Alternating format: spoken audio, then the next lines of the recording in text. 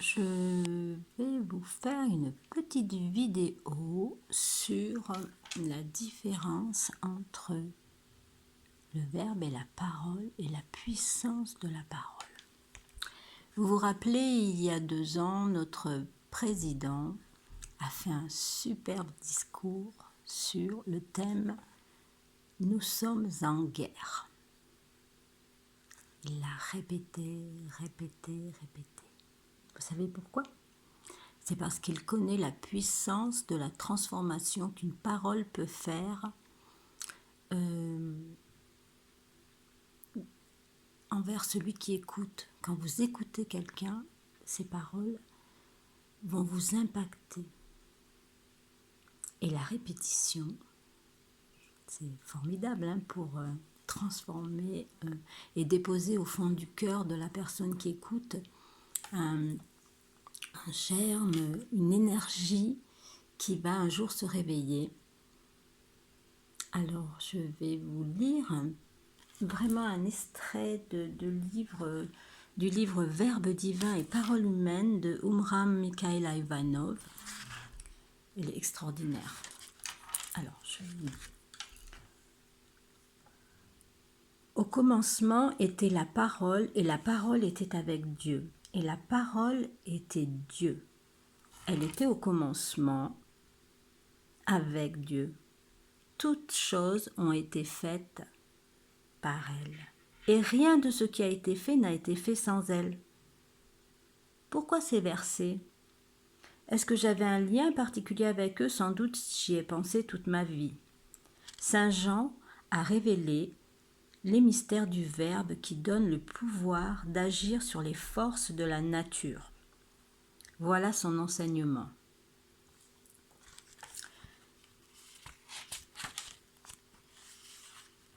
Pour exprimer les réalités célestes, les sensations célestes, très souvent, on se tait. On s'exprime seulement par un regard, par un geste ou même par le silence. Vous direz, mais alors la parole est inefficace. Non. Si elle arrive à se confondre avec le Verbe, si elle est vivante, imprégnée de la vie de l'esprit, sa puissance est aussi grande que celle du silence. Le Verbe appartient au monde de l'esprit. Le Verbe, c'est la pensée. Simplement, en pensant, on crée, on déclenche des forces créatrices. C'est ainsi que le Verbe divin a créé et modelé l'univers. Le Verbe est une parole qui n'est pas encore descendue dans le plan physique. Elle est là, réelle, vivante mais inexprimée. Au moment où vous pensez, déjà pour ainsi dire, vous parlez, et cette parole silencieuse est agissante, magique. C'est le Verbe. Dans le domaine de la parole, tous ne comprendront pas, mais seulement ceux qui parlent le même langage que vous. Alors que dans le domaine de la pensée, toute la nature vous comprendra, parce que vous utilisez le langage universel qui est le même pour tous les êtres. Même s'ils ne parlent pas la même langue que vous, un être sensible, réceptif, comprendra ce que vous pensez. Il le sentira. Il existe des êtres très évolués, très sensibles, qui à l'instant où une pensée est formulée, la saisissent. D'ailleurs, les esprits lumineux, les anges ne parlent pas entre eux, ils ne nous parlent pas non plus. Ils pensent et leur pensée est saisie par nous comme une parole. Le Verbe est l'émanation directe de notre vie intérieure.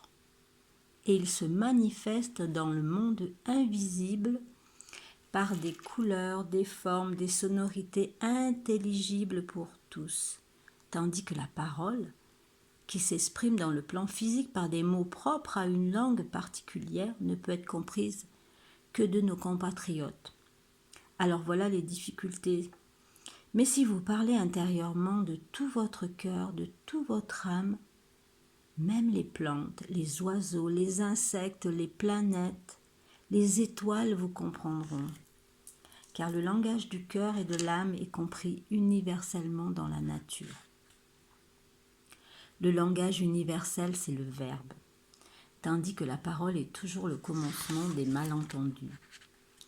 On ne sait pas comment trouver les mots pour s'exprimer et il arrive aussi qu'on n'y voit même pas assez clair en soi pour savoir ce qu'il faut dire. En réalité, la parole peut devenir aussi vivante et puissante que le verbe, mais à condition de se laisser imprégner par lui et d'exprimer exactement ce que l'âme et l'esprit sont en train de vivre. Quand un homme souffre à côté de vous, vous sentez sa douleur sans qu'il ne vous dise rien. Et quand il est dilaté de bonheur, vous le sentez aussi. La souffrance et la joie sont un langage que l'on saisit sans avoir besoin de mots et ce langage ne trompe pas. Le verbe, lui, est la synthèse de toutes les expressions de la vie intérieure de l'homme, de toutes les émanations produites par des pensées, ses sentiments. En ce sens, on peut dire que le verbe s'oppose souvent à la parole. Un homme déteste son voisin, mais pour endormir sa méfiance, pendant qu'il médite sa ruine, il lui joue la comédie de l'amitié, et le pauvre malheureux se laisse prendre. Et combien de fois la parole, au lieu d'être le reflet fidèle de la réalité, n'est utilisée que pour éveiller chez les gens certaines réactions, la méfiance, la haine, la révolte ou d'autres sentiments que celui qui parle a intérêt à susciter. La pensée crée tout d'abord les choses en haut, puis la parole les concrétise selon certaines lignes de force autour desquelles les particules de matière viennent s'ordonner. C'est pourquoi la parole est nécessaire à la réalisation de vos souhaits dans le plan physique. Oui, mais pour que vos pensées et vos désirs se réalisent par la parole, vous devez préalablement connaître une loi. Prenons une image. La parole, si vous voulez. C'est le canon d'un fusil et la pensée ou le désir, c'est la poudre. Si vous ne mettez pas de poudre dans le canon, vous pouvez toujours viser et appuyer sur la gâchette, rien ne se produira. Maintenant, si le fusil n'a pas de canon, vous ne pouvez pas diriger la balle. Le canon donne la direction et la poudre la puissance. Donc, il faut avoir tout d'abord des pensées et des sentiments puissants, ardents, et ensuite leur donner par la parole une orientation dans telle ou telle direction. Beaucoup de gens qui ont entendu parler de la puissance de la parole balbutient quelques mots comme ça en somnolant, sans aucun sentiment, sans rien, et ils s'imaginent qu'ils vont réaliser quelque chose. Eh bien non, jamais de la vie. Il faut que l'esprit soit toujours là, présent, vigilant. Ainsi vous comprendrez mieux les choses et vous les exprimerez mieux ainsi. On sentira vivre ce que vous dites. Beaucoup de gens, même parmi les spiritualistes, parlent comme s'ils récitaient des phrases apprises par cœur. Il n'y a là aucune pensée, aucun sentiment véritable. Mais avec ça, ils s'imaginent être les interprètes et les messagers du Seigneur.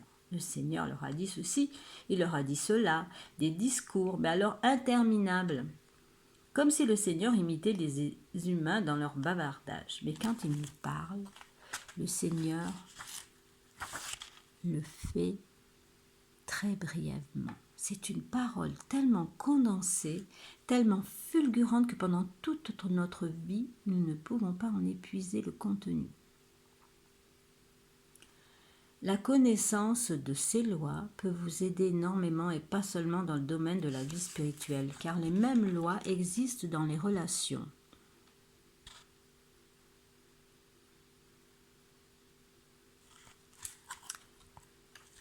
Alors, je vais continuer, tiens. Je voulais m'arrêter là, mais je vais continuer. Tout d'abord, vous pensez, vous sentez, c'est cela le verbe. Ensuite, vous cherchez la forme pour envelopper votre verbe. Cette forme, c'est la parole. Les mots que vous choisissez dans une langue déterminée, et cette parole, vous êtes capable de l'utiliser plus ou moins bien. Tandis que le verbe trouve toujours immédiatement une expression appropriée que toutes les créatures comprennent, même les anges et les archanges. Il est dit, au commencement était le Verbe, et le Verbe était avec Dieu, et le Verbe était Dieu. Tout ce qui a été fait par lui. Dieu a tout créé par le Verbe. Oui, par le Verbe et non par la parole, car pour la parole il faut de l'air, et au commencement du monde l'air n'existait pas. Dieu ne l'avait pas encore créé. Saint Jean, qui a écrit son évangile en grec, a employé pour dire le mot verbe le mot logos, qui signifie aussi intelligence. Le logos, ce n'est donc pas la parole, mais la parole vient du logos, puisqu'elle est expression, manifestation du verbe de la pensée.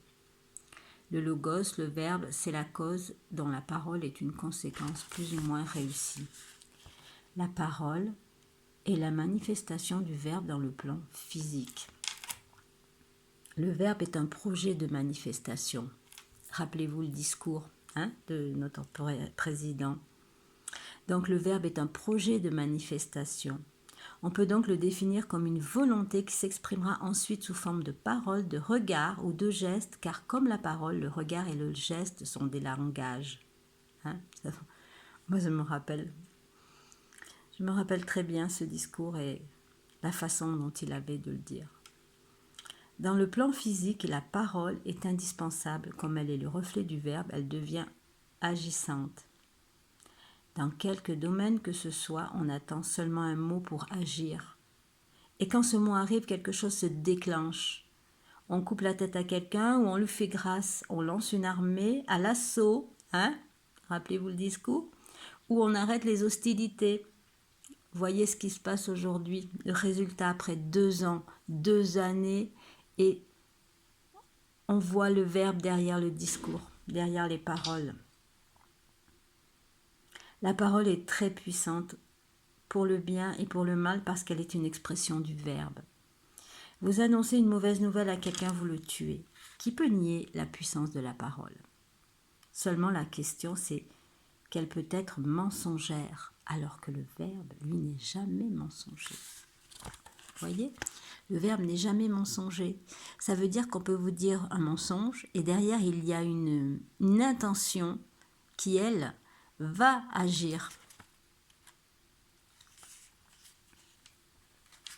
Alors je vais vous dire, voilà, les humains sont toujours bien intentionnés.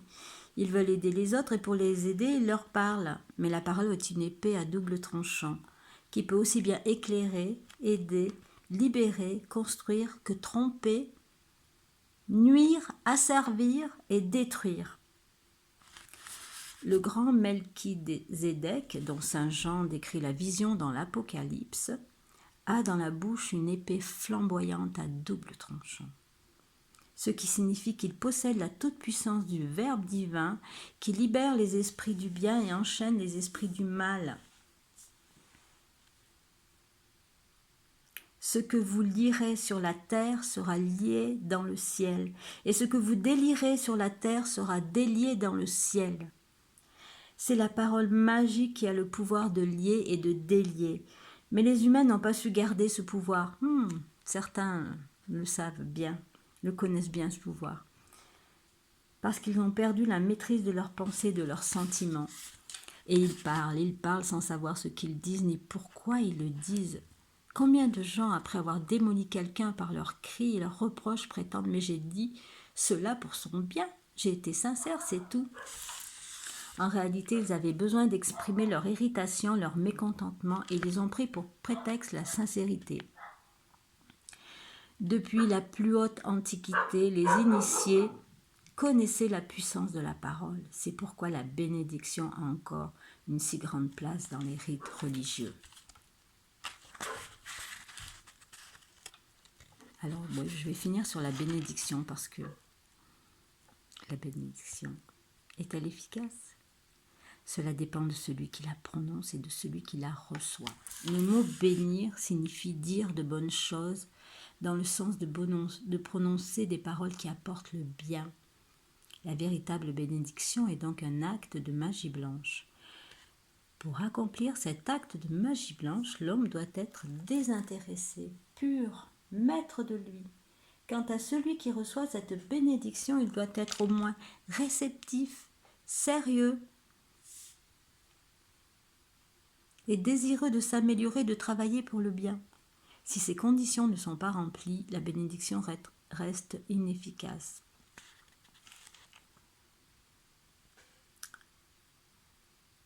Ceux qui connaissent la puissance de la parole font très attention à ne pas dire de choses négatives, parce qu'ils savent que des esprits malfaisants s'emparent de leurs paroles et tôt ou tard les réalisent. La parole, c'est comme un support matériel que vous leur fournissez. Ils s'en emparent et s'en servent pour l'exécution de leurs mauvais desseins. Alors attention, car même si vous ne pensez pas vraiment les mauvaises paroles que vous prononcez, des entités mauvaises peuvent se servir de la matière de ces paroles pour les réaliser. Je vous répète, des entités mauvaises peuvent se servir de la matière de ces paroles pour les réaliser. Et vous ne pouvez pas leur reprocher. C'était à vous de ne pas leur fournir les conditions de faire du mal. Dans beaucoup de pays, les gens ont l'habitude de prononcer des malédictions pour un oui ou pour un non. Ils maudissent leurs parents, leurs enfants, leurs voisins, leurs amis. C'est une très mauvaise habitude car les paroles créent les conditions pour que les malheurs arrivent. Il faut donc être très vigilant et ne jamais finir non plus sur une conversation de paroles négatives au sujet de quelqu'un. Car il y a une loi qui veut que ces paroles continuent à travailler négativement. Même si vous êtes obligé de faire des critiques sur quelqu'un, ne finissez pas sur ses défauts, parce que la loi est ainsi faite qu'avant de tomber sur lui, ces paroles négatives viendront vous ravager vous-même tout d'abord. Finissez donc par des paroles positives en disant « il a quand même quelques bonnes qualités, mentionnez-les et arrêtez-vous là ». On ne connaît pas ces subtilités, mais elles sont très importantes parce qu'elles font partie des grandes lois de la vie. Si vous ne les respectez pas sous prétexte que vous avez mieux à faire, ce que vous gagnerez ainsi va s'effriter et tout ce que vous possédez déjà vous quittera. La santé, la paix, la beauté. Beaucoup de gens qui lancent comme ça des paroles en l'air s'imaginent que s'ils se sont trompés ou sont allés trop loin, il leur suffira de réparer. Non. Je vous ai déjà raconté cette anecdote à propos de Mahomet, à qui un homme était venu demander comment il pouvait réparer le mal qu'il avait fait en calomniant son voisin. Mahomet lui a dit « Prends des plumes et va en déposer une devant chaque maison de la rue. » Le lendemain, le bonhomme lui dit « Voilà, j'ai fait ce que tu m'as ordonné. » Alors Mahomet lui dit « Va maintenant chercher ces plumes et rapporte-les-moi. » L'autre s'en va et revient, l'air penaud, en disant « J'ai cherché partout, je n'ai rien trouvé. Toutes les plumes se sont envolées. » Eh bien, dit Mahomet, il est ainsi avec la parole. Tu ne peux plus la rattraper, elle s'est envolée. Et oui, on ne connaît pas l'itinéraire d'une parole, les régions qu'elle traverse, les dégâts qu'elle y fait. Et même si on essaie de réparer ces dégâts, c'est très difficile car entre-temps, d'autres couches se sont déposées et il est difficile de les traverser pour toucher l'endroit où le mal est fait. Qu'on ne s'imagine pas qu'il suffit de réparer le tort causé par des paroles en s'excusant ou en payant des dommages et intérêts. Devant les humains, peut-être c'est réparé, mais devant les lois astrales, devant les lois cosmiques, ce n'est pas réparé. J'ajouterai encore que lorsque l'on fait une promesse, il faut la tenir. Beaucoup font de beaux discours, ils promettent ceci, ils promettent cela. Les promesses ne leur coûtent pas beaucoup. Évidemment, il est plus facile de dire quelque chose que de le faire. On s'arrête sur la facilité. Une fois qu'on a compris, on est tranquille. Pourquoi tenir sa promesse ? Eh bien, sachez que sur la science initiatique, une promesse est une signature, un engagement, un contrat. Dans le plan éthérique, les paroles s'enregistrent et c'est exactement comme si vous aviez écrit cette promesse. Rien ni personne au monde ne peut vous en libérer excepté la personne à qui vous l'avez faite. Si elle est noble, compréhensive, pleine d'amour, elle peut vous dégager de votre promesse, sinon vous devez l'accomplir. Vous direz, mais je m'adressais au ciel, je demandais au Seigneur de me libérer de cette promesse, je vais le faire. Mais le Seigneur, même lui, ne le fera pas, parce qu'il ne peut aller contre ses lois qu'il a lui-même décrétées. Il n'osera pas les transgresser. Vous direz comment il n'osera pas, mais il n'est pas tout-puissant. Si, mais pas de la façon dont la religion le représente. Le Seigneur n'agit pas capricieusement sans considérer ce qu'il a déjà créé et ordonné. Du moment qu'il a créé le monde, il a accepté de vivre lui aussi dans ce monde et donc d'obéir lui-même à ses propres lois.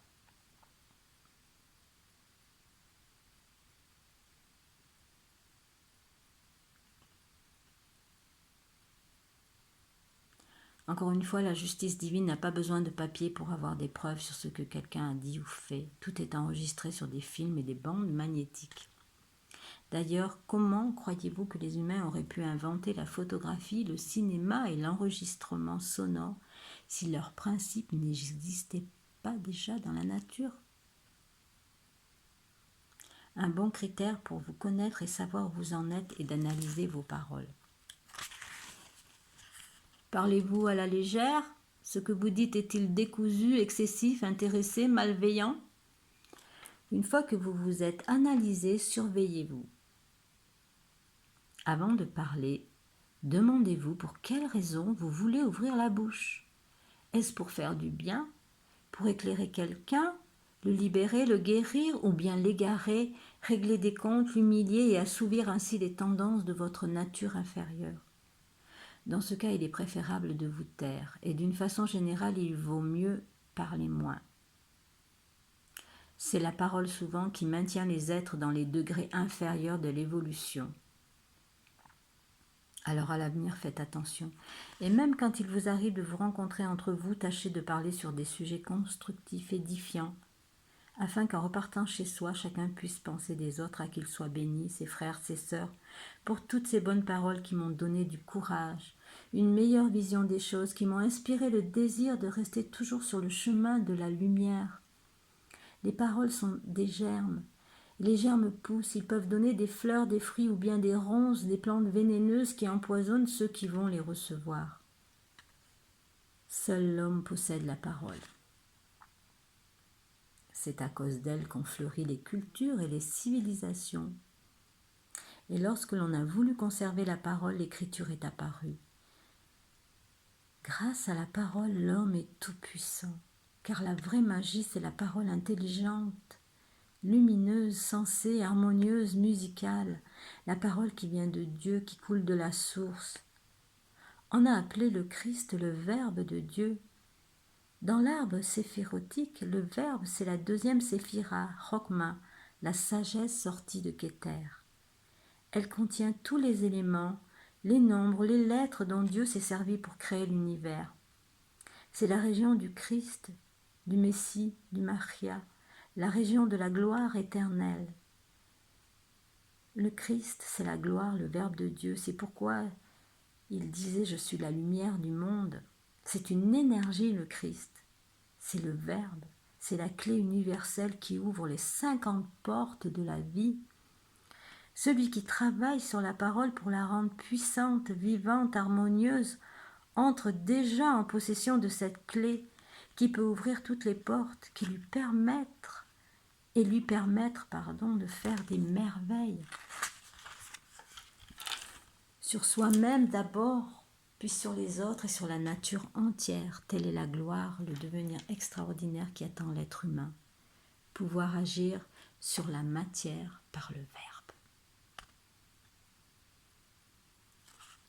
Voilà, je vais terminer cette petite vidéo. J'espère qu'elle n'a pas été trop longue. Mais c'est tellement important aujourd'hui parce que tout le monde parle. Il y a des discours, des mensonges de partout. Alors soyez vigilants à ce que vous allez écouter. Comprenez la différence entre le verbe et la parole. Sachez que la parole va vous transformer intérieurement sans que vous le sachiez. Alors n'écoutez pas n'importe quoi. Et je vous souhaite d'avoir du discernement pour écouter, recevoir, regarder ce qui est bon pour vous et pour les autres. Parce que nous sommes là aussi pour les autres.